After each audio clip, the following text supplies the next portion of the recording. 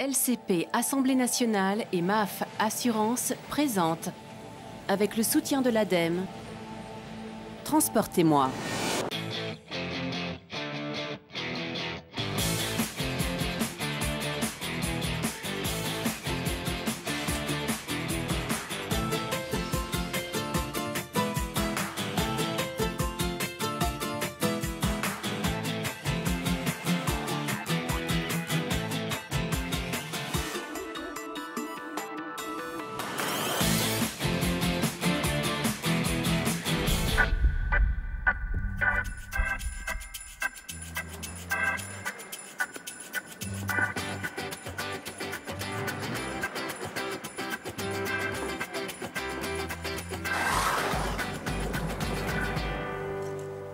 Bonjour et bienvenue dans Transportez-moi. Vous devez utiliser votre véhicule tous les jours malgré les intempéries hivernales. Ou bien vous avez prévu un séjour dans une station de sport d'hiver avec vos amis, vos enfants.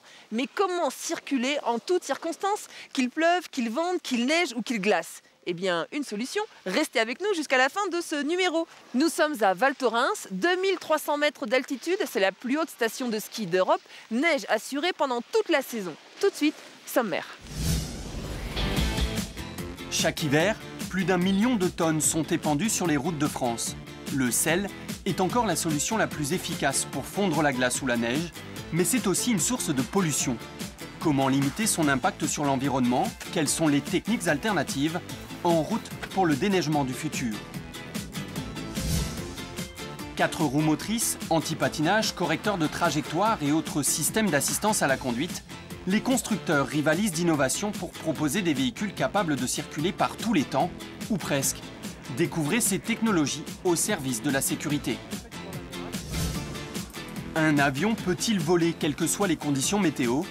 L'ancien commandant de bord, notre chroniqueur Gérard Felzer, relève le défi. On a un orage devant nous. Un orage, ça veut dire des grêlons, c'est ce qu'on voit ici en rouge.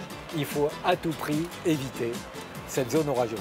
Dans un centre d'entraînement de pilotes, il teste les limites d'un Airbus A320.